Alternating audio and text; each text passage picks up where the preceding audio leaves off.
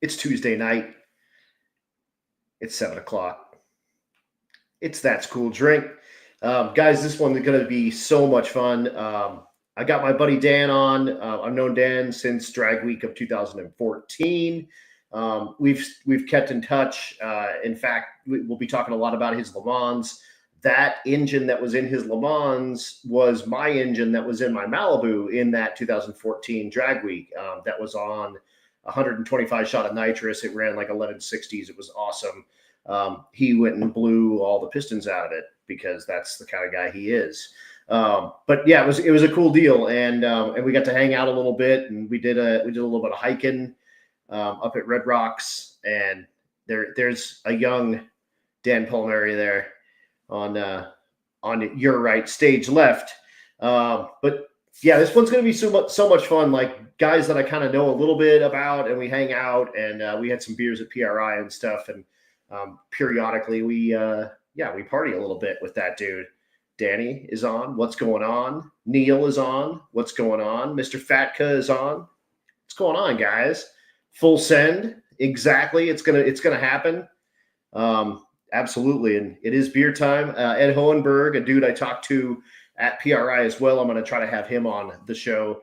Justin Young from Norway, doing a little bit of that secret squirrel stuff out there. And that's the dude behind Mod Motor Mustangs and the Mod Nationals as well. So that's going to be very cool. Dylan's on. Hey, Bandamia. Absolutely, guys. This is going to be an absolutely cool one. Like I said, it's Dan's a buddy of mine, and these ones are a little more special because we can get it a little more personal. We can get into it a little bit. So it's going to be awesome. Tim says that's your driver. Driving Miss Daisy over there. But it's going to be super cool. Tonight's going to be fun. Next week, I have on the owner and operator of South Georgia Motorsports Park, Mr. Raul Torres, as well. So that is going to be super cool. For me coming up personally, the end of the month, I've got sick week. I will be down again, starting and finishing at South Georgia Motorsports Park. So we're going to do a little kind of kickoff party next week with Raul. That's going to be super cool. And then my event right after that will be the Spring Break Nationals at South Georgia Motorsports Park, which we just locked in as well. So very cool deal. Also very excited to say that I am now a brand ambassador for the Bank Shifts Billy. This is a cool deal. Bill Armstrong kind of threw me a couple of bucks and said, you know about the product. You can talk to people about it while you're out, kind of doing your thing.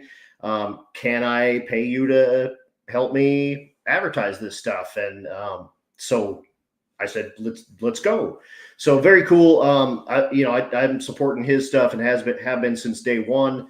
Very cool for him to kind of help me out and help keep my daydream moving around here. It's a cool thing. I do need to pinch myself, reminding myself that I get paid to go do this. So it's very cool. So thanks again to Bankshift Billy.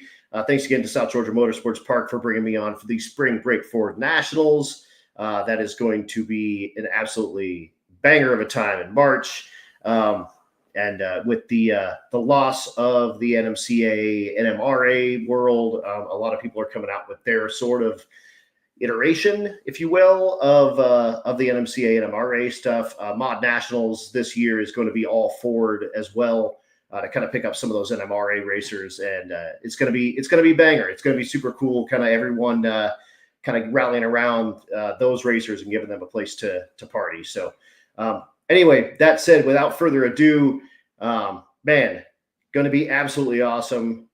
Yeah, man, we're gonna be talking. The Densmans are watching as well, so we're going to be talking a really, really cool drag and drive that both of us are going to be involved with out there. And I don't have my art, unfortunately, but the Wild West Drag and Drive is going to be off the hook. I will be doing a little bit of the announcing for that deal, and I think Dan's going to be involved with it as well. So that said, guys, let's get ready to get this kicked off, and it's going to be an absolutely awesome time. Like I said, Dan Palmeri, Circle D Specialties style. I know Let's go. Here we go. Mr. Dan Palmeri, without further ado, here we go.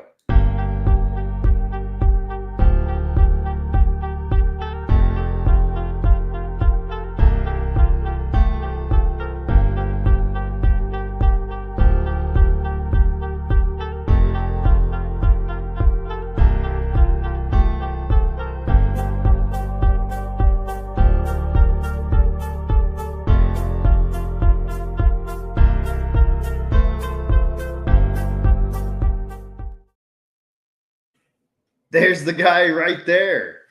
The only dude on the planet that works for a torque converter company and drives almost exclusively manual transmission cars. They have automatic cars, man. They sit in the garage, but most of my stuff's manual. Yeah. Yeah. It happens. It happens. Well, yeah, dude. Thank you so much for coming on and checking us out here on That's Cool Drink. And I'm excited to, like I said, sit down, have a couple of beers with you, and party a little bit. Well, thanks for having me on. So it's gonna be fun. Hell yeah. Let's start with Circle D. How long you been there? What do you do there? And how can people get in touch with you for their torque converter needs? Sure. Yeah. So I've been with Circle D now, going on 7 years. Has it been that started long? off in the Wow. Yeah, it's been that long. Yeah. Yeah, started off, in the back in the cut room, the messy part, cutting everything open, work my way up, and doing sales now. So yeah, basically you can email me. It's just my name at circledspecialties.com. Cool. Or give me a call. Yeah. Awesome. And do all of the above, help with tech and get them, spec-in converters and whatnot. Yeah. So I'm sales and tech, or technical support, I guess, and I'll do anything from spec-in converters, checking out data logs for customers, to refreshes, warranty work, pretty much anything you need. Give me a call. Hell yeah. And if you guys don't know, Circle D bought Reed. Reed Manufacturing, they do the aftermarket cases. So you see all the Reed cases in all sorts of stuff. And what? Don't be a dick like me and message him at 10 p.m. on a Sunday. Oh, I didn't mind that, actually. So, all right. It happens sometimes, whatever. But no, so Reed, so all the aftermarket cases, and then what a lot of guys don't know in the drag race world is knuckles. They're really known for the knuckles in the off-road community. So the Dana 60s, I think even Dana 44s, you can get like these beefy killer knuckles. And yeah, we were talking at PRI, and I think it was your boss that was like, I know a lot about converters. I don't know a lot about knuckles. So, new for you guys. Yeah, it's completely new, and a lot of us don't know anything about it. So learning as we go, and it's always kind of complicated. You get those off-road guys, and they're like, hey, I swapped a 10 bolt out of this into this Jeep and need knuckles and inner C's, and yeah, kind of over my head, but I'll make it work. I'll figure it out. Yeah. Too Tall Model Car Garage says, you probably don't remember me. We met at Midwest Raceway a few times. I had a white 73 Firebird. Cool. Really? All right. Hell yeah. Midwest Raceway is one of my favorite tracks. I wish it was still open. So let's go. Walk me down that. I'll walk you down. So first you have to drive down like a quarter-mile of gravel road. It's a little 8th-mile track, outlaw track. I think it's been there since the 70s, and it's in Manhattan, Kansas. Okay. And it was just awesome. All the history back there. I mean, I think the only thing that was paved was the track, the return road, and the staging lanes. Like everything else, like you're pitting in grass. But right. I grew up bracket racing there with my dad, and then I think they closed down maybe 10 years ago or so when the owners passed away. So, But yeah, super cool. Just all the memories there. It's badass. You Is get that what right up on the starting line. Watch people race, and it was awesome. got you started into hot rodding? Yeah. My dad bracket raced, and I helped him probably since I was like 5 or 6 years old. Awesome. I'd go there. We had he had a 66 Olds 442, and we'd pack the slicks and the jack and everything in the trunk, drive it to the track. I'd help him change over the tires, help him do the dial in, all the bracket racing stuff, and go from there. So yeah, Harlan Park was the main one we went to, and then Midwest Drags. How cool is that, man? That's super awesome. So that's so you've always I mean, correct me if I'm wrong, been an off-brand kind of guy. Like, I mean, your dad with an Olds, you with the Pontiac. Is that coincidence, or is it just Um, Always been a BOP type of guy. yeah? Yeah, I was probably like 8 or 9 years old, and my dad got me one of those little models you put together. It's like my birthday, and the cover said a 66 442, and I started putting it together as a 66 GTO, and that's Oh, how my obsession with Pontiac happened. So so here we are. yeah, Josh yeah, Rich says you spec the converter in the Colorado, crushed it. Just got the Winter Circle swag, and that's something that we talked about at PRI.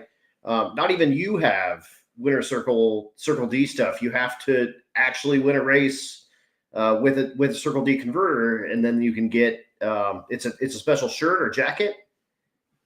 yeah. Depending on what you win, if it's more of like a local race or like a local bracket race type deal, it's usually a T-shirt. If it's more of a designated NHRA race or like a bigger event, we do hoodies or jackets. Your pick. Cool, cool. But yeah, I don't even have one. Kind of sad because they're Yep. awesome.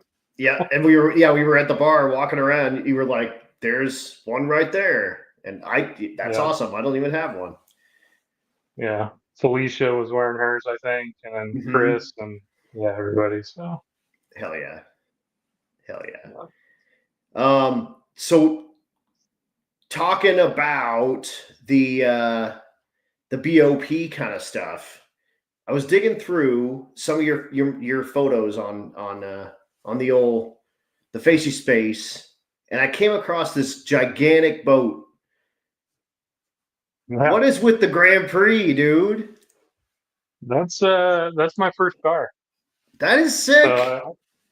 I bought that one at 14. It was yellow with a white vinyl top and the green interior, and it had rust holes were enormous in it.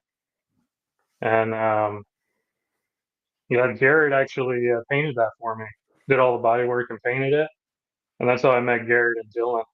So, Okay, but that's yeah, it's I still have that.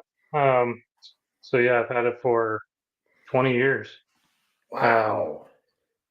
but yeah, it's got a 495 Pontiac in it with aluminum heads and single plane poly dominator, and it's fun. It ran 720s at the 8th Mile Midwest Raceway.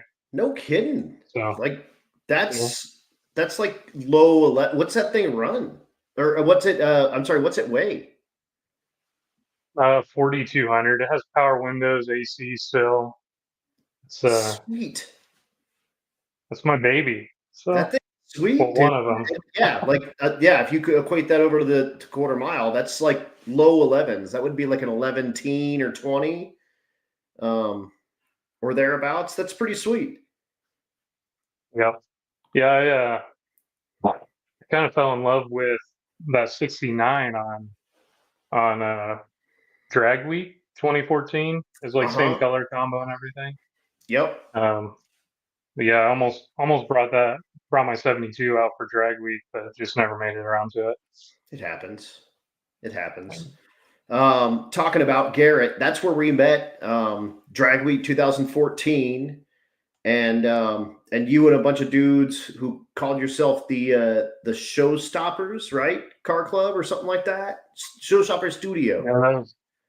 Yeah. Showstopper Studios, Garrett's company, Garrett's business. Mm-hmm. There for a little bit. So doing all sorts of artwork and painting cars, and we'd go hang out like every other Friday night. We'd call it guys' night, and we just build stupid shit and have a good time. Hell yeah! And that's I don't. How did I not get a picture of the Galaxie? But you guys were pimping around Garrett's Galaxie, and it was like all NASCAR'd out. It was super cool. And then you guys got to be like homies with Doug Klein. Yeah, we're most of us are homies with Doug Klein. I think Dylan and Garrett are a little closer than me, but yeah, we still talk occasionally, and we've tried meeting up a few times, like at LS Fest and stuff. Just never really happened. And you guys made these shirts because that's the kind of dudes you are. And it was it was Jeff Lutz and Doug Klein, and I think Larry Larson were kind of all duking it out for second, third there. And I think Lutz was in the lead for a while, but Klein was maybe in second, and Larson was in third, and you guys were the official, unofficial cheerleaders for. Yeah, absolutely. Yeah, how else do you make friends, man? You just got to cheer them on, and talk shit about their competition there. Hell yeah, no, exactly, and get them rocking and rolling, and yeah, like cool ass deal. If you guys don't know, Doug Klein's car is he sold that car, but that was for a time the fastest metal bodied car in the land. It wasn't all steel; it had some aluminum on it, like the doors and the fenders and deck lid and stuff were aluminum, but all the panels, I think, other than the hood might have been fiberglass, but that thing was all metal. Very, very cool car, and it had Larson chassis under it, and it had a Proline big block Chevy, and it was fast, like bad fast. So it was cool. It was a good time. Super cool guy too. I mean, super down to earth, willing to talk to you. I think he let Dylan sit in that car one time at like a checkpoint or a gas station, and we're Kearney, Nebraska, I think, and he let me sit in there when he fired it up. And super nice guy. So, yeah, and he's a landscaper, just like decent dude. So you're cruising around this freaking Grand Prix, which is badass, by the way. Thank you. At what point does the Lemans show up in your life? I think it's been about 10 years now. So probably 10, something like that. It's been around, but I was actually looking for a Lemans. Lemans is my dream car, and I was looking for that when I was trying to find when I found the Grand Prix. So okay, all right. Ended up keeping the Grand Prix, doing all sorts of stuff to it, and then I finally had some money saved, and I saw the Lemans for sale. Went and picked it up, and it was a piece of junk, but it was roller and just what I wanted. So in went the LS, and instantly turboed it with 6-speed. I mean, that's as one does. And this is the motor directly out of the Malibu, and right into yours. The only thing it's missing in this is the nitrous kit that Garrett took for the mail truck that I don't think has ever seen the light of day. I think it's in somebody's basement right now. But yeah, so you just, I mean, as one does, like, here we go. We're gonna do the Turbo LS gig, and we're gonna do it with a stick shift behind it, and away we went. What ultimately was the demise of that setup? Race week. Race week. Sorry, my earbud keeps falling out. I'm smiling too much. All right, that's good. That's a good thing. race week. Race week 2020, rookie year was the demise of that whole combo. Started off great. I drove from Houston all the way to Topeka to pick up Dylan and drove to Denver. So I had a bunch of miles on the car already. Right. Got to Denver, was making some decent passes, and got a little too ambitious with it. The next track, decided to turn up the two-step a little bit, launch a little harder, broke the rear end. Right as a storm was coming and everybody was trying to get their final passes in for the night. Of course. Awesome. Yeah. I think it was the same night you twisted some axles in the caddy. Yeah. Or Stevie did. I think Stevie did, and we were out late fixing that as well. Yeah. So yeah, got that back on the road, made it to Great Bend, and blew up the engine, and did an engine swap. Made it all the way back to Pueblo. Made a pass there. Made it to Denver. Made a pass there, and then second pass in Denver, I blew it up again.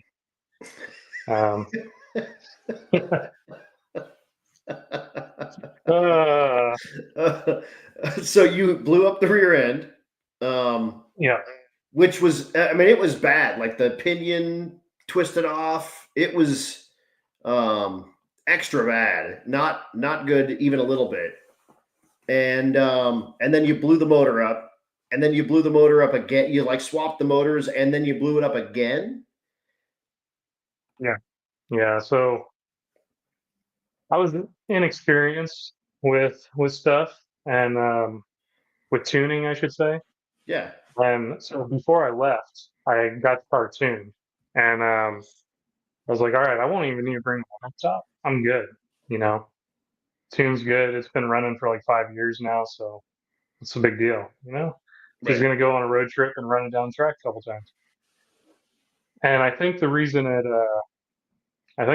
blew up was it didn't go into like the power enrichment table on the pass at Great Bend, because I swapped the rear end in Kearney, and it wasn't even the right rear end. It didn't have the right like wheel studs on it. My brakes from my old rear end didn't fit. Like we had a bunch of issues. So I couldn't run my slicks. I was on the street tires at Great Bend, and I just think it leaned it out and blew it up. So at Denver, I was like, well, I'll just stay in it. It won't blow up if I just stay in it. It'll go into power enrichment. Nope, didn't do that. Blew it up. No. Yeah.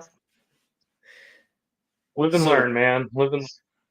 Then you took my Suburban and trailer and bombed that bullshit to Houston.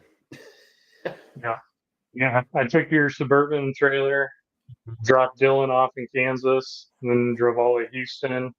Only had 2 blowouts on the trailer, which was good. Yeah, I think one of those tires that you bought, the new ones, is the new spare now. So. Oh, nice. Yeah. Nice.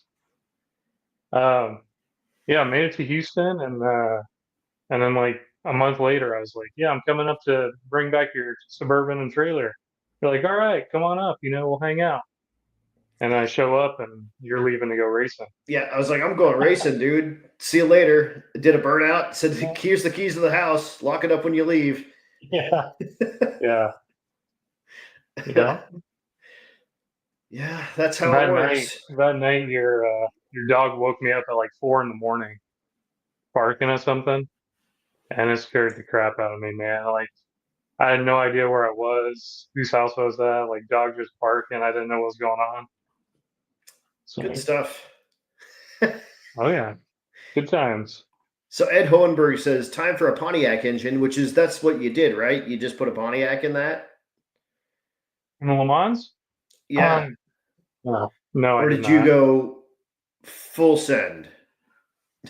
I went full send a little bit, yeah. So what's the combo with it currently? What's going down?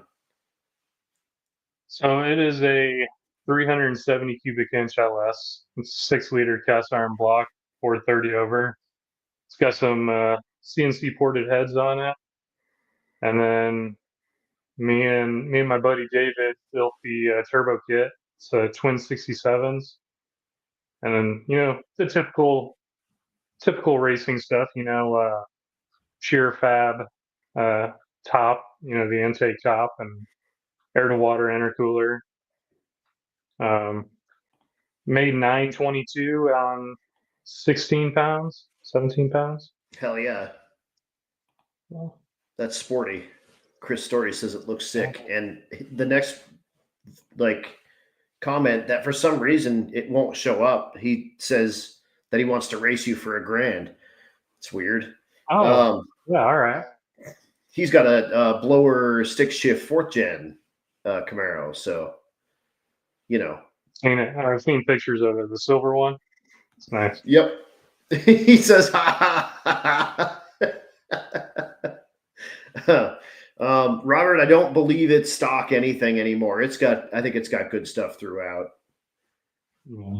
Yeah. Stock crank, I guess. But yeah, it's a rod piston motor. Hell yeah. And it's an iron Gen 3, Gen 4. Yeah. Basic. Yeah, Gen 4, I think. Yeah, Gen 4, 6-liter. Yeah. Cool. Hell yeah.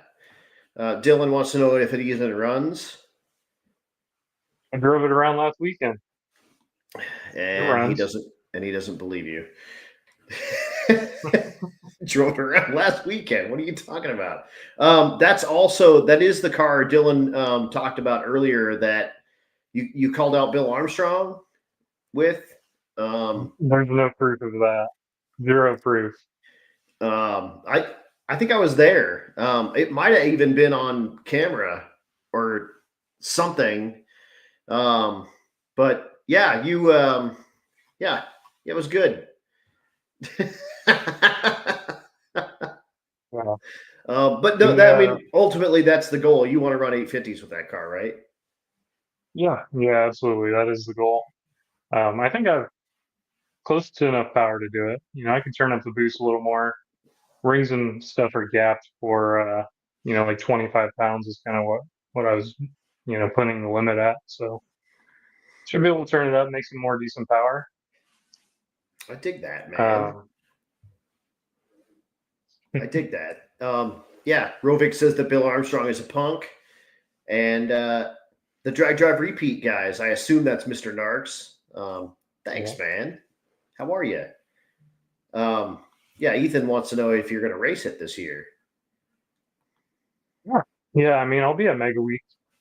It'll come out of hibernation. William Hogan comes from around the corner, and he says, "Fast stick shift stuff."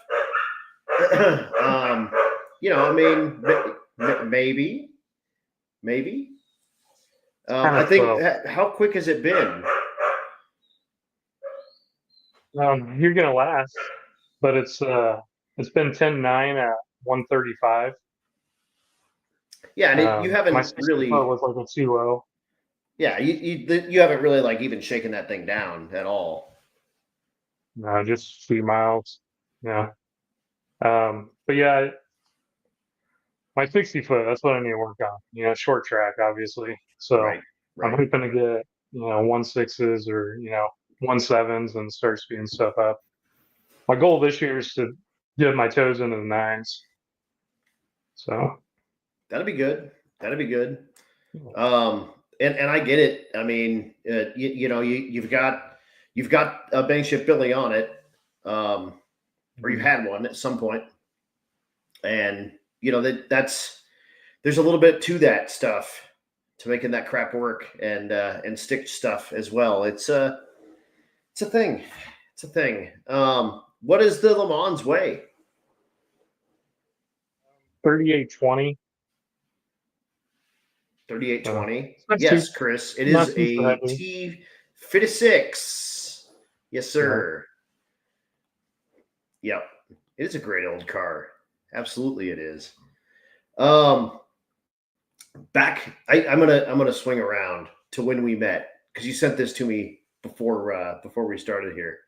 And so Drag Week 2014, we had one day that was really really cold, and we had like a rain delay. It was at Great Bend, and I was so rewind back to 2014. I'm only like 5 years removed from the army, and I'm like 7 years removed from war.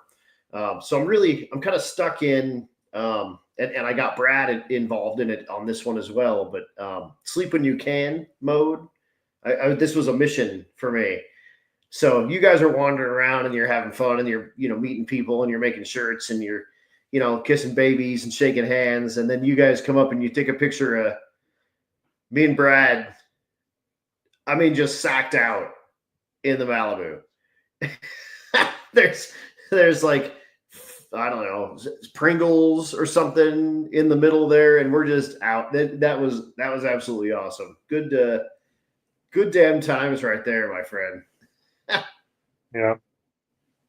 I don't think we had any sleep. So that same night, I don't think we slept at all. Because that was Great Bend, right? Yeah. Yep. Yeah.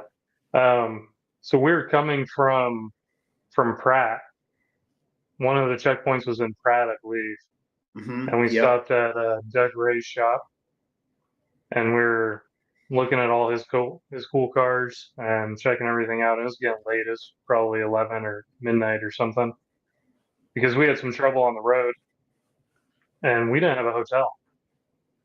So we were just winging it, like first year ever, just having a good time. We didn't have a hotel, and we go through Pratt. We're talking to these guys, and they actually offer us their RV, like their fifth wheel or whatever's like in the back. And we're like, hell yeah. No. We're like, no, we'll just go to the track. We'll sleep in the car. That was the worst decision ever. Dumb. So we get to the track, and it's cold and it's rainy, and it's 3 guys in this Galaxie. And I think Dylan had like the front seat, I had the back seat, and Garrett slept in the trunk. And every time somebody moved, the whole car would shake. If me and Dylan turned over in the seat, it got all squeaky and everybody would wake up. And yeah, terrible. It was just cold and real bad idea. Yeah, especially when we made the shirt. Okay. We needed to warm up, so we went and grabbed like coffee at McDonald's, and then went to Walmart, got those shirts and made them at McDonald's while we were eating food and drinking coffee and trying to stay alive. Yeah. That's freaking awesome. Hold on real quick. I found a photo of the Galaxie that I wanted to throw up because it's just worth seeing. This is at like a car show or drive-in or something, but that was three dudes were just piled in that thing. Matt Frost wants to know if anyone slept on 2014. Well, yeah, I did. And I mean, here's proof right there. No, I mean, knock on, my stuff's not fast at all. We didn't really have any issues, which was nice. We slept pretty good. We did all right, but the nitrous LS, I think that's the way. I think I'm going to bring it back. Matt says, I think we got 8 hours of sleep the whole week. Yeah, it's a Galaxie, man. It's awesome. It was super cool. It was a very, very cool time. It wasn't fast. It was a small block. I think it was like a 302, right? An automatic. 302 and C4 or whatever came in those Fords. Yeah. So off of it, we had some roadkill. And like ripped the dipstick tube off of it, and transmission fluid went everywhere. I think that's why we were late coming in the Great Bend. So I remember that because it had the like solid tube that went into the pan, and you smashed the tube off the side of the pan. Yeah. Dylan drove most of the week. That's why Dan's alive today. It's true. So sorry if Garrett's watching this, but it is true. Is Garrett just a terrible ass driver? Maybe we'll talk about this off camera. Uh, Back porch update. It was a famous trail of what looked like blood. Yeah. yeah. Some of it was probably still blood. Um, but the rest was Type F transmission fluid coming out of the C4, exploding underneath the Galaxie. Oh, that's awesome. And yeah, the best part about that was we actually got towed off the road by the one car that was slower than us that year. It It was was like that a little Volkswagen, right? Volkswagen. Yeah. Yeah, yeah. And he didn't have any place to like throw the tow rope, so Dylan just like held the tow rope with his hands as like we were pulling the Galaxie. It's pretty cool. I mean, a bunch of idiots. There they are. And then you guys got, all of you got real sick on this trip, right? This is when you Dylan came did. out to buy the motor, I believe. Yeah. And you guys all got super duper sick. And you ended up driving home, I think. Yep. Yeah. Ended up driving home in the snow or like a snowstorm, and Dylan and Garrett were both not doing good, if I remember correctly. So Yeah. it was fun. It was worth it. Definitely worth it. Hell yeah. Hell yeah. I gotta know, how's a torque converter work? How much time do we have? I mean, as much time as you got. Um, it's basically just a fluid coupling, and between that fluid coupling of blades or impellers, or like blades, is a stator, and the stator is kind of it's like the camshaft of the converter. So adjustments to the stator will change up your stall speed pretty significantly, and that's basically what we work. We just work stators. We have all sorts of different billet stators, different designs, different blade profiles, angles, blade quantities is all going to give you different stall speed, different characteristics, essentially. So, in a nutshell, that's how it works. Um, there's better YouTube videos out there that can explain better than I'm I sure just there did. are, but I mean, like, so how many stators are in like your catalog? Is it like 400? Is it like 40? So, for one core, our 252 millimeter core is our top of the line core that we offer, and we have about 400 different billet stator designs for that, just for Okay. that core. Then there's, our 9-inch, our 10-inch, our 12-inch, 11-inch converters or cores that each probably have another close to 20 different stator designs, I'd assume. So there's, I mean, literally, I mean, you can, I mean, that gives you a really wide variety of, I mean, you name it, you can do it kind of stuff, right? I mean, Yeah, so we use a like a fluid dynamic, or it's called CFD. I'm not sure exactly what it stands for, but essentially we've digitized the impeller side and the turbine side of the converter, and we now have them in a software so we can see how the fluid works at certain RPMs, how it's going to react. And then we can throw the stator design in there and see how that's going to help with the stall speed or with the coupling efficiency of the converter. So, when Matt Frost calls up and asks for a converter, I can take all his information of the vehicle and get a pretty rough idea on what, is going to happen when he throws that converter in the car. Um, a lot of it's still, it's kind of a feel. Yeah, computational fluid dynamics. smart people So a lot of it's watch still, That's Cool Drink. yeah, I need to be friends with them. Um, a lot of it's still, feel, and it is going to be dependent on the customer. I mean, a loose converter for me might be a very tight converter for you, or, Right. like street driving, you're constantly kind of, battling that fine line of street performance and then performance at the track, I guess. I think it's the same with anything. Like a cam company would be the same way. Like you can ask for it to do everything really well, but it's not. We can pick a few things, and it can do those few things pretty good. But if you ask a racing converter to tow, or you ask a stock replacement converter to race, it is what it is. You can't always have your cake and eat it too.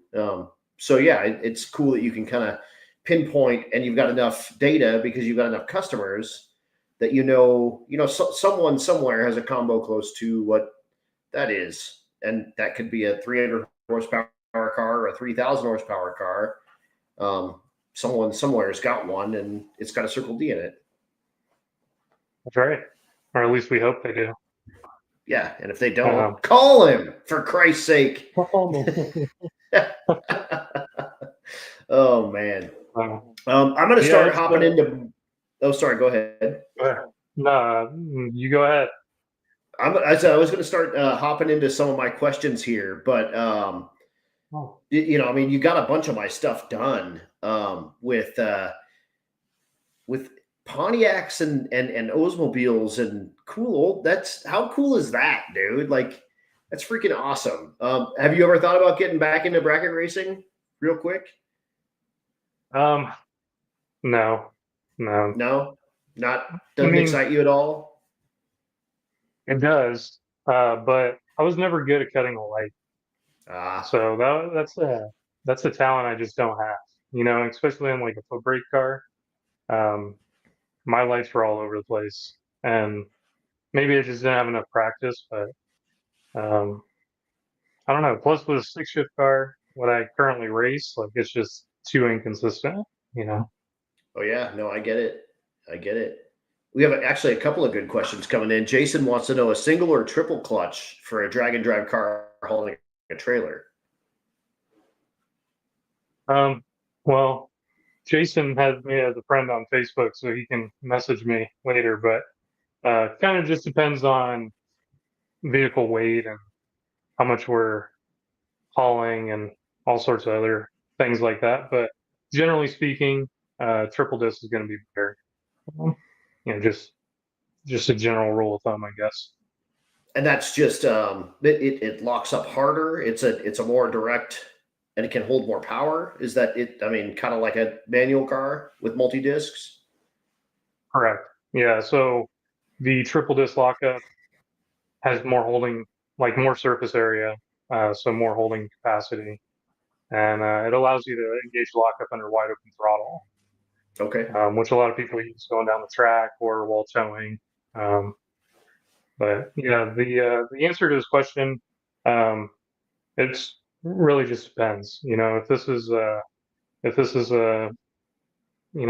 like John and Krista's little Chevette, and it's a little, car hauling a little trailer. Yeah, a little 4L60 with a V6 and yeah.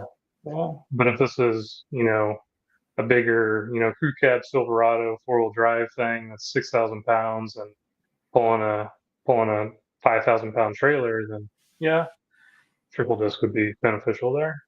Yeah, and like Jason's got the War Wagon, which is like a big panel van thing, but on an S10 chassis.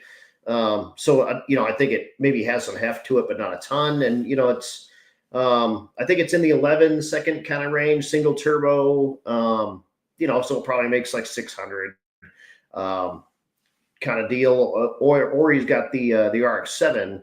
I'm not sure if that's got an overdrive in it or not. Or it's a Z car. I'm sorry, it's a Z car with a turbo LS as well.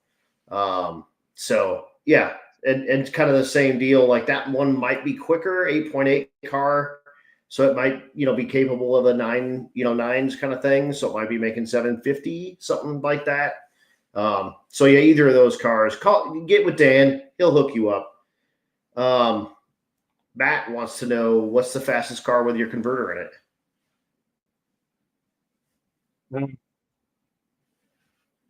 I actually don't know. 1/8 mile or quarter? I'm not sure. Yes. And like Matt Moore's pretty quick. He has one of our converters in it. And then we have a couple 6-second cars in the quarter that have our converter in it, but I don't think we Matt have a says list. quarter. Probably time You to sh- you should do make a that. list. You should do that for sure. I Um, think if you put that out on socials, who's got the fastest ride? yeah. Let's see. I know Big Chief runs our converter in the in his GTO or the Lemans that he has. Mm-hmm. I don't know what that runs though. And a lot of our fast cars are no time or or they're very secretive with their time slips. So Right, right.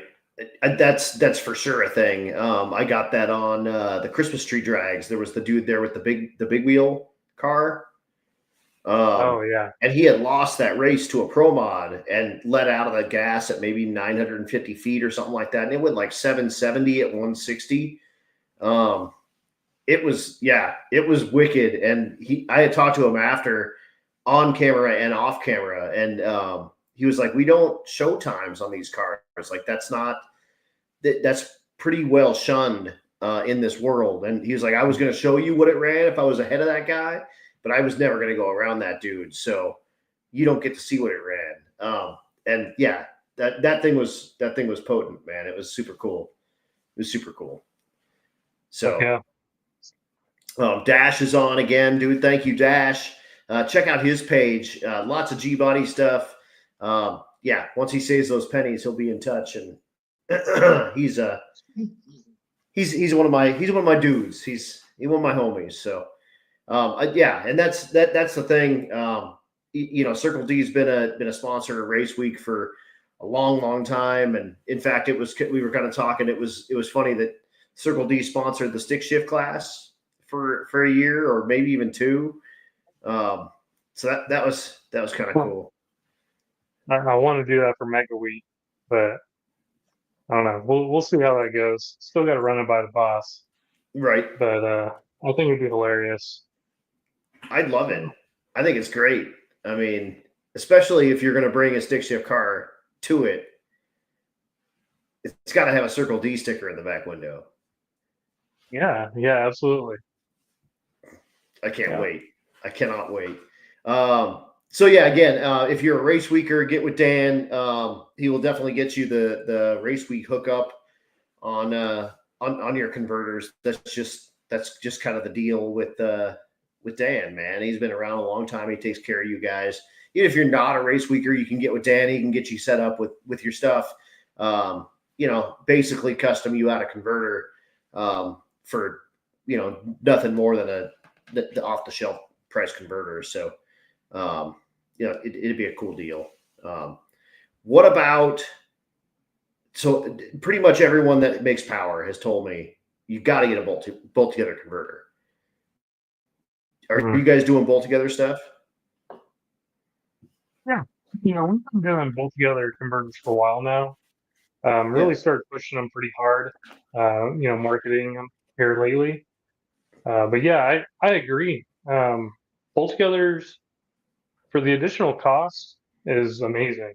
It's only $500 extra, which I mean, I know it's $500, but when you're typically, buying a $2,000 converter, that $500 saves you a lot of times. Sending the Tons converter back of to me when hassles. something happened. Right, yeah. Sending the converter back to me when something happens to the transmission or if we need a stall change. You practically pay that 500 in shipping back and forth. It's so much easier to unbolt it, and bolt it back together after you clean it. Um, it's just saves on downtime as well. There's less downtime with your vehicle. So yeah, I full-heartedly think bolt togethers are awesome. Oh, I agree totally. with that. Even if it's just a clean, the trans has a problem, and it needs cleaned out. That's typically you got to find a converter company that's local to wherever the hell you're at and see if they'll cut it and clean it for you at a minimum. Yeah. Yeah, you can do that all you want, like all you want. So Eric Andreen's got a good question here. So they've got a twin turbo LS, I believe, S10 that they're calling the Venom S10. Has a 40 stator in it. They need to tighten it. What are the stator numbers meaning, and how much stall change can you expect with a number change? So on that particular example, I believe it's a 4.0. 4 would be 14 blade, and O would be a designated angle. I believe it's 42.5 or 45. I'd have to look at my sheet, but if you went to like a 5.0 with more blades, it's going to be a little tighter, probably 800 RPM tighter. Sorry, I went the wrong way. A 3.0 would be tighter, 5.0 would be looser. Okay. But yeah, it's just our way of numbering it. Like PTC or Neil Chance, I think they just do, I think they just say it like a 1450 or 1435 or whatever the stator is. We just have 4.0 is just 4 stands for 14, 5.0 would stand for 15, Got it. 6 would stand for 16. So, and then the letters of the alphabet would just be different angles. I don't have my sheet in front of me, so I don't know. Yeah, I mean, you can't get into like total tech stuff, but same deal. Hop into Dan's PMs and get with him on Facebook or call the shop and ask for him, and he can get you set up with all that stuff. But yeah, I mean, pretty much what he's saying, they can do the 5.0 or the 3.0, whatever, one of them, and get you 800 with that. And then I'm sure there's a bunch of like in between variables with pitch and all sorts of stuff like that. So yeah, dude. And Josh says there you can put a clutch in it. So just do that. And Jason Pickett with the Holland Ash hearse, best money you spent on a converter, hands down. Steve Wolf is on. Any advantage to a spragless converter? Spragless converters. We usually see a little better efficiency at the big end of the track with a spragless over like an active stator, just a standard sprag or mechanical diode. The biggest issue with the spragless is it generates more heat. So on like a drag and drive car, we generally see about an extra 10 or 15 degrees heat, like in a drive over like an active stator. That's probably the biggest downfall of a spragless insert. Personally, I like them, and I think most people should go overkill on drag and drive cooling anyway. So I think a spragless insert for a drag and drive is perfectly fine. Like I believe Matt Moore runs one in his Mustang. It's spragless, I believe, and then there's plenty of other customers I have that are running spragless as well. Or even just Circle D customers run spragless. Yeah, as long as your cooling's up for it, I think spragless is the way to go. Is that the same thing as a mechanical diode?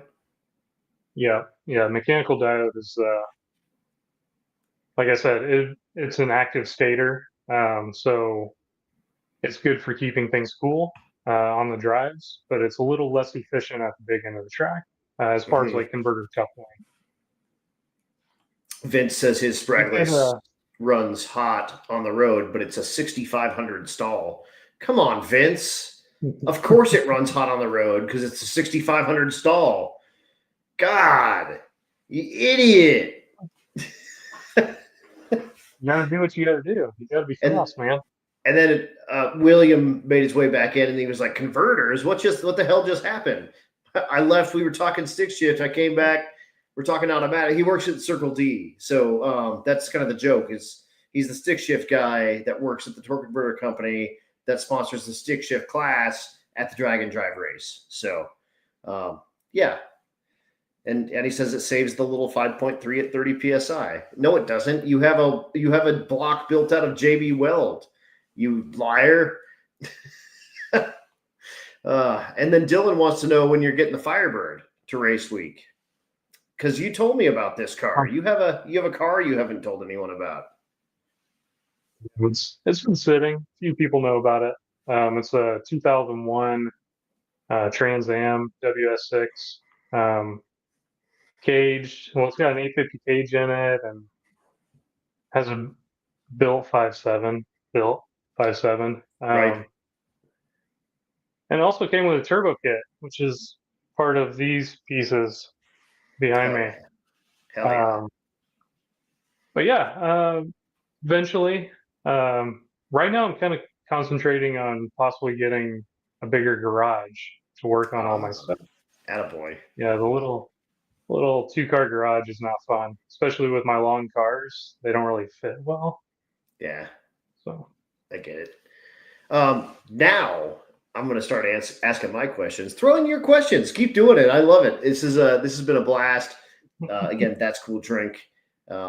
Man, we're an hour in. I told you this goes fast. yeah, It's awesome.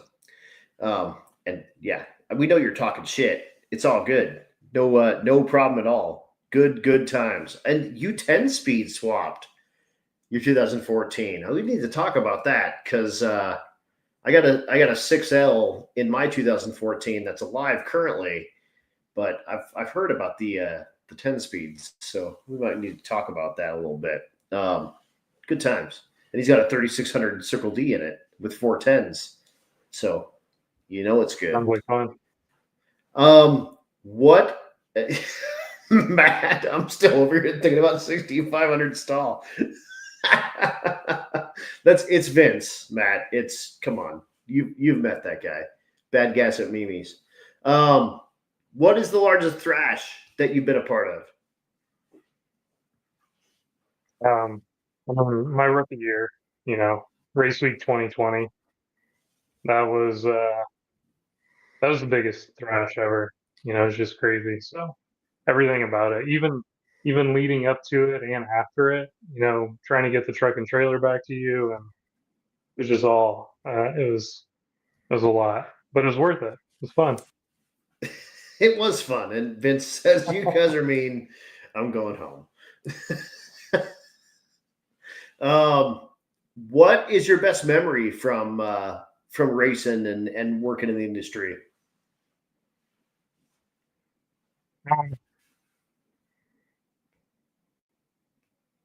And probably one of my favorite memories.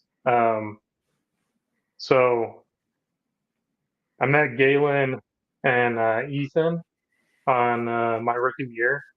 I was coming into Great Bend Hotel, Mm-hmm. and my car was knocking. I just blown up the motor, like it was barely running and smoking and all this stuff.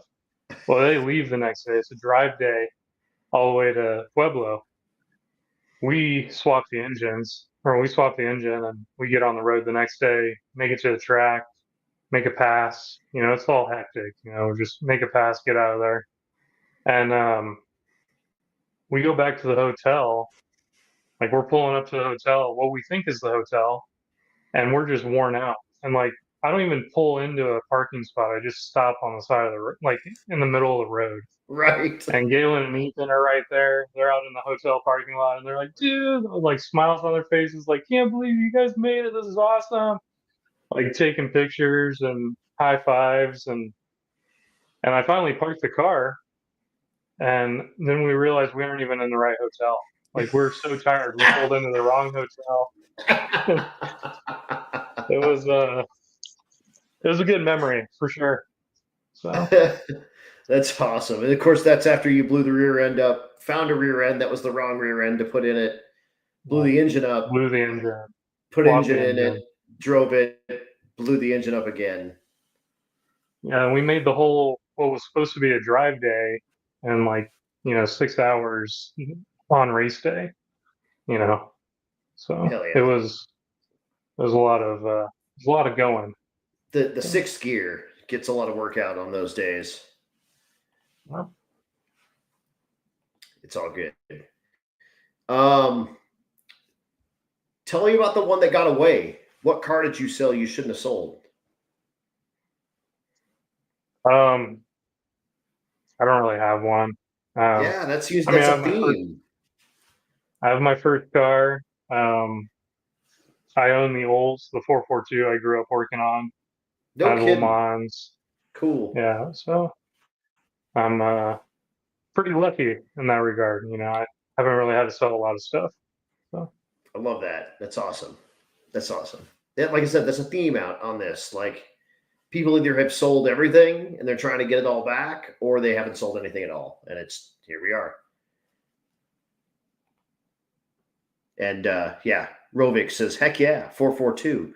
Rovik will be on sick week as well, and hopefully he has his whole new Olds motor. Is this Dirt Road Dan guy?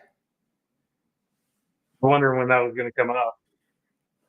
So another race week, memory there. I mean, we're cruising somewhere in Kansas or Oklahoma, I don't even know. And my co-pilot tells me the turn's coming up, so we go to turn down the road, and it's a gravel road, and everybody was following me. Like Alex and Dennis Taylor went down the road. There's probably like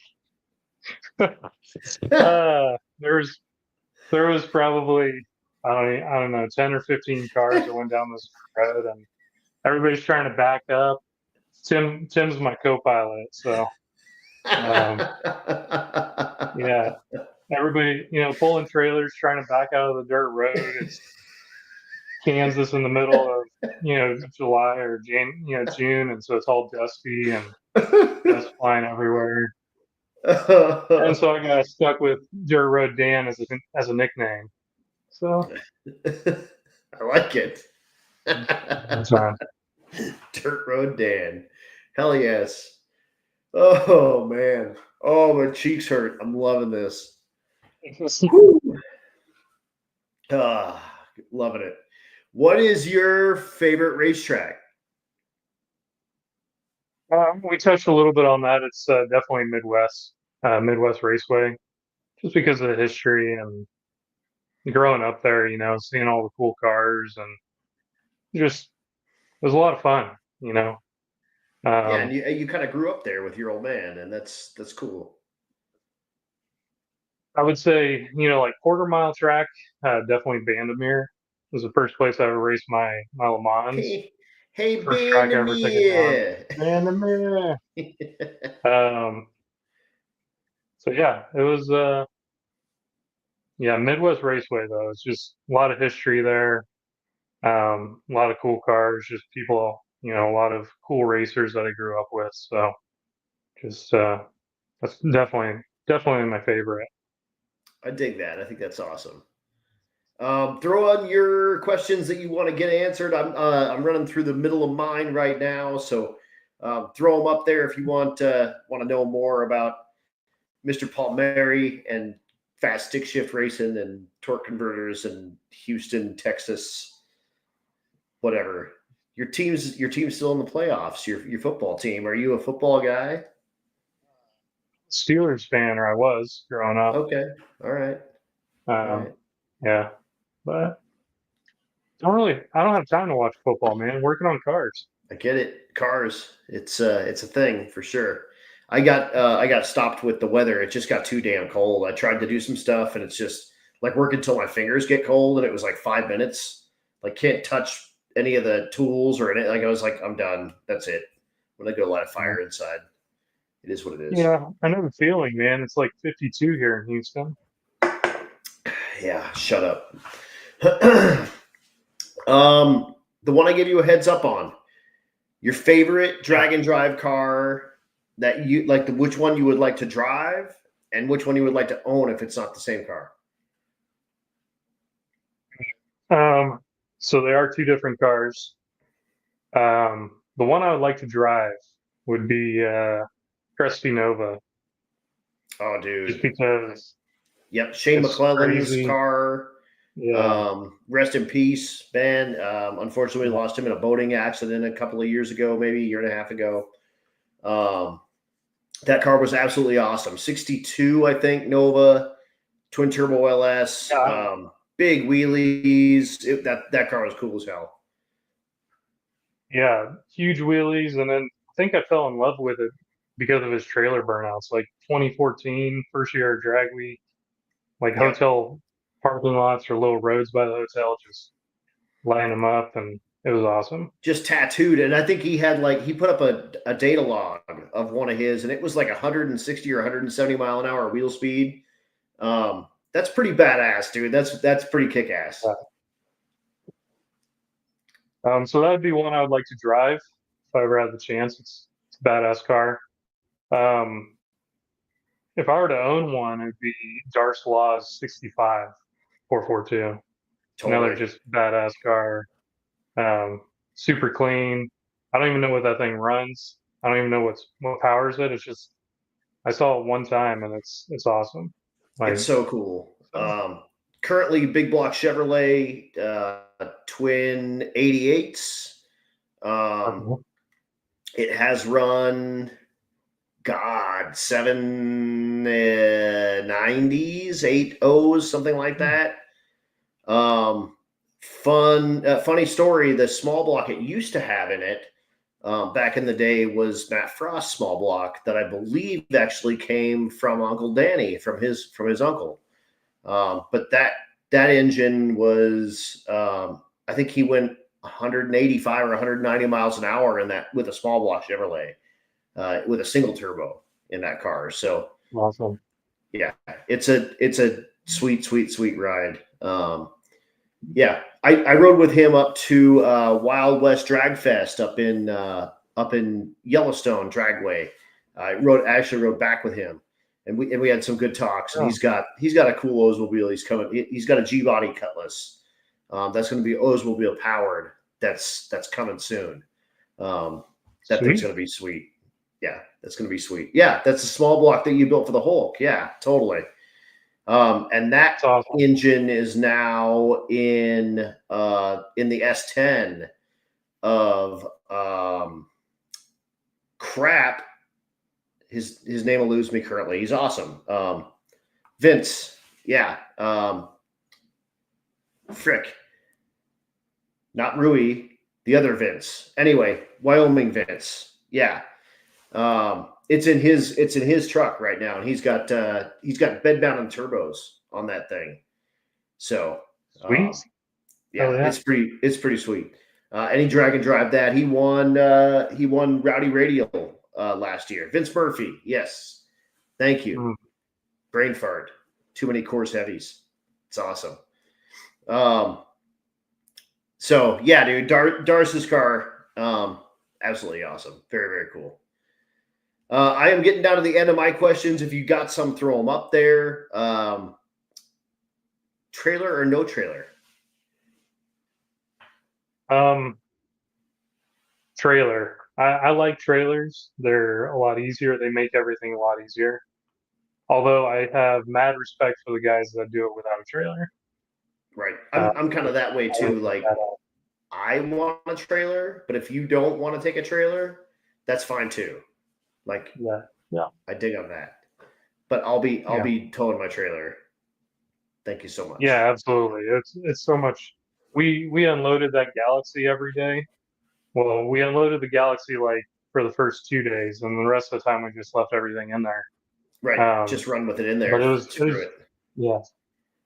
a pain. And then I got my trailer, and it's so much easier. Just unhook it, and you're ready to go. Yeah. So definitely trailer. Agreed. What advice do you have for newbies? Someone just getting into drag and drive, someone, whatever, just getting ready to work in the automotive industry as a whole, whatever, anything. For newbies in the drag and drive, I actually thought about this a little bit because I figured you'd ask. But two things I would say. Firstly, you got to keep a level head. Because even the smallest things on race week or drag and drive are going to escalate. Like, they're just going to be exaggerated. You're hot, you're sunburned, you're tired, you're hungry, and somebody says something the wrong way to you, and then all of a sudden you're yelling at your best friend, because everything's it's crazy. Luckily, my co-pilot knows when I'm hungry, and so he'll bring me like a Snickers, helps me out a little bit. But yeah, keep a level head. Um, have fun. And then the other thing I'd say is be social. Like all of us want to talk about our rides. All of us want to meet the newbies. And you aren't going to get any friends unless you're walking around or, talking to people, having a good time. So Totally. that'd be the two things I would say to people. Yeah, and you might like meet real good friends and Yeah. like, Yeah, yeah, yeah. that's fine. Vince says I'm out. Oh God, that's good. I love it. Oh man. Specific the community a little bit, I guess, the aftermarket. Because it's a different thing too. Like, what do you have any advice for newbies that are kind of getting into racing world? Well, you kind of broke up on me a little bit there when you were talking. Um, Oh, advice for newbies getting into the racing world, you said? yeah, into like the racing aftermarket, kind of working with your customers and racing with your customers and that kind of thing. It's a little bit different world. Yeah, it definitely is. And honestly, I'm still kind of a newbie in that area, so I'm not sure what to say. But again, I just say, be social, be friendly, listen to what customers say or what people say or what they want. Um, I think, even companies like Motion, that's where they thrive. It's listening to what racers want, what they need, what they wish they had, and building that or making it. And I don't know. I'd say a lot of it just comes down to being social and being friendly. Hell I yeah. mean, ultimately. So, Yeah, exactly. Like yeah, I mean, you're always everything is customer service. Just remember that. yeah. Life is customer service. Then and you'll go far. My last question, and if you got questions up here, throw them up. We'll get them answered. Um, yeah. What about Wild West Dragon Drive? It's gonna be pretty cool. Um, this is the first time Circle D's been a title sponsor, so it's gonna be interesting. Pretty pretty cool. And then I'm all about it. I mean, 8 mile tracks, a little more outlaw type, um, and it's kind of a smaller group, so I think it'll be. I think Ethan and Portia are going to do a good job, and you're going to get as many runs as you want, and it's just going to be a good down to earth time. I think. Yeah, it's going to be super awesome. I of course will be on the microphone for that deal as well, which was super duper cool. Again, talked to PRI, and Portia had sent me a message at the end of Christmas tree drags or beginning of Christmas tree drags, something I was doing, and you were like, "Hey, why don't you get back with them?" And I was like, "Oh yeah, totally." Um, awesome, cool deal. It is.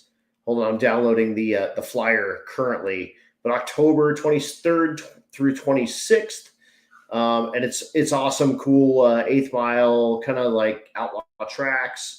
Going to be a very very cool time. So, yeah, dude, Circle D is the title sponsor. Like I said, I'm gonna be involved in that one as well, and that's looking like it's going to be awesome. Kind of West Texas and New Mexico area. Oh yeah, yeah. It should be a lot of fun. Yeah. Hell yeah. Hold on. I need to hold on. All files. That was the problem.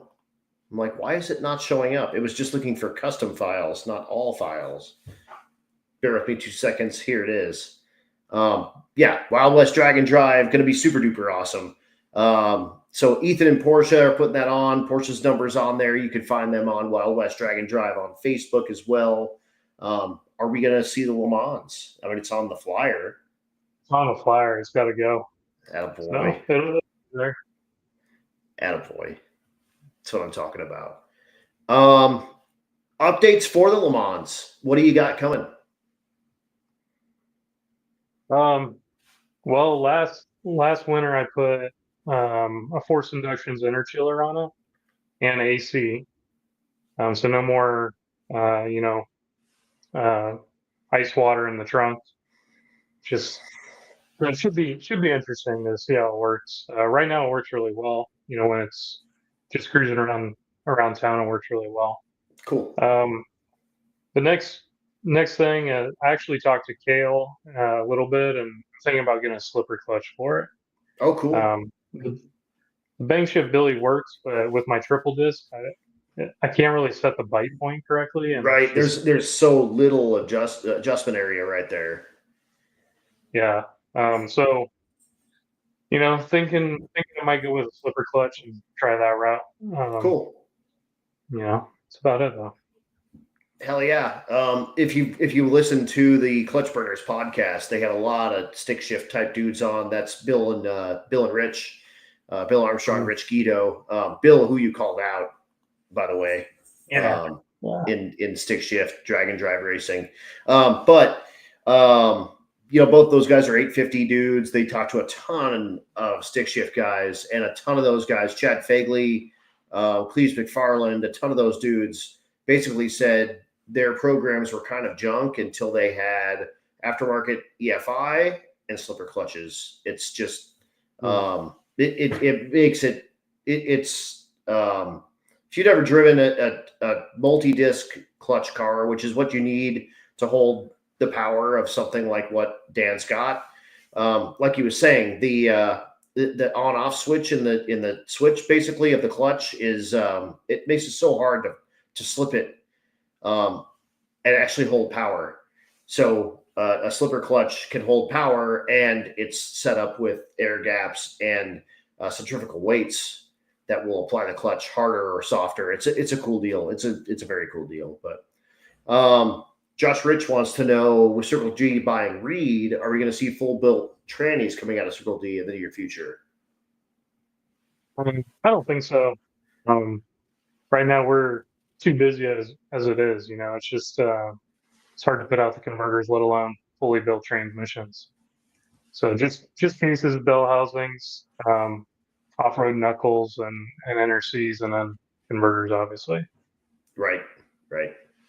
So just buy the pieces and buy your favorite brand's internals, and you can put it together yourself.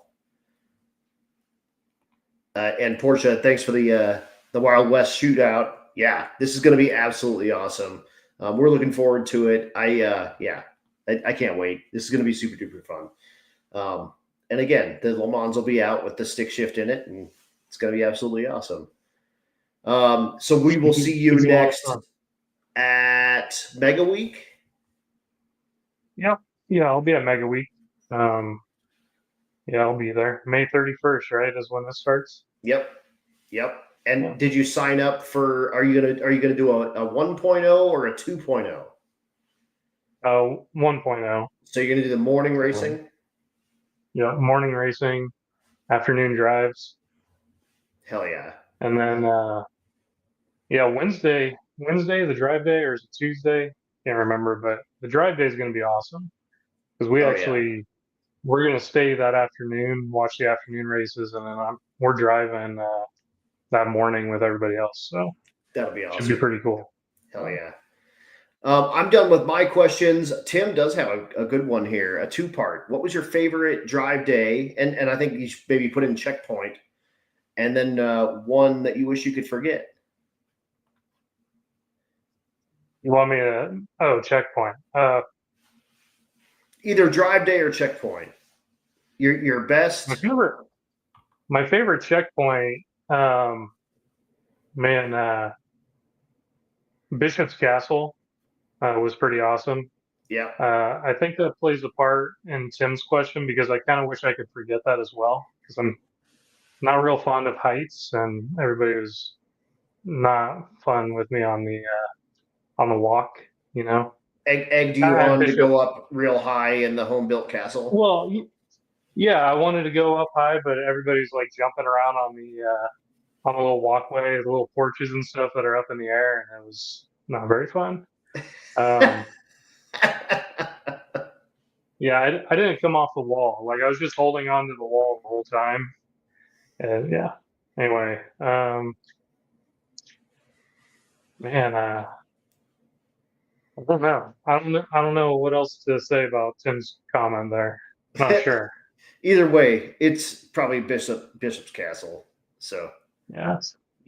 and old Tony Latimer says that you're awesome and you're going to do some Mexico stuff on race week apparently. I think we have some roll racing lined up eventually. That leads me, I guess, into my final question. When are we going to get our grudge race done? Whenever you get the Malibu out. It's out. Let's go. All right. Well, let's work on something. Let's make it happen. Yeah, we'll work that out. You have to unhook all your fancy cheater whistles, and we'll be all right. All right. I'll think of something. Yeah, I think there's nitrous laying around. I'm 366 cubic inches. You're 370. It'll be perfect. It's gonna be good. All right, let's make it happen. Stick cars. Life is good. Hey, there's Bill. Bill's on. Hell yeah. We just got done talking about you in the Clutch Burners podcast. If you didn't know, Dan here has called you out. He's on the race to 850s outfit with the Lemans. He's only got to pick up about 2 seconds to get there. But the Lemans should have the stank to make it happen with a T56 behind the twin turbo LS. So, oh yeah, it is absolutely excellent. And Dylan says that he'll ride with you in the grudge race to offset all the bells and whistles. Sounds like a plan. Let's do it. I can't wait. Dude, Dan, this was fun. This is a damn good time. I appreciate you coming on. Yeah, not a problem. This was fun. Thanks for having me. Yeah, man. It wasn't. You didn't have any reason to be nervous. I told you. No problem at all. I was still a little nervous, but it's all right. That's all good. Worked out. Yeah. Yeah. Well, we will see you on Mega Week at the latest, and keep doing the thing. If you guys need torque converters for your stuff, make sure you reach out to Dan over at Circle D. This podcast has been a Dan good time. Get it? I got it. Stevie, man, that girl of mine, she's all right. Well, dude, thank you so much. This was super duper cool. I'm going to throw you in the background. I'll say goodbye to all these guys real quick, and I will pop back on and say goodnight to you. Oh, sounds good. Thanks, guys. Hell yeah. Appreciate it so much, my friend. That was awesome. Man, how cool was that? Absolutely awesome. Like I said, having my buddies on is a different thing. It's fun kind of, yakking with my people and getting a little bit of their background and what they got going on. Who knew he grew up bracket racing? That's my world. That's where I came from as well. So very, very cool. Absolutely awesome to have him on. Yeah, man. Dan is absolutely such a honestly a good dude. Very, very nice guy. So happy to have him on. Stick shift Le Mans stuff all night. It was really, really good. And we got to do a little bit of torque converter stuff as well. So if you need torque converters for your stuff, make sure you reach out to Dan and Circle D Performance. Those guys are absolutely awesome. It's a simpatico relationship. Going to be very, very cool. So you will see Dan at Race Week. You will see me at Sick Week coming up very soon. And then next week, again, I have Raul Torres, owner and operator of South Georgia Motorsports Park. And that is going to be absolutely awesome. So you guys, thanks so much for tuning in. Man, that's cool. Episode 63 with Dan. We are done. Talk to you guys soon.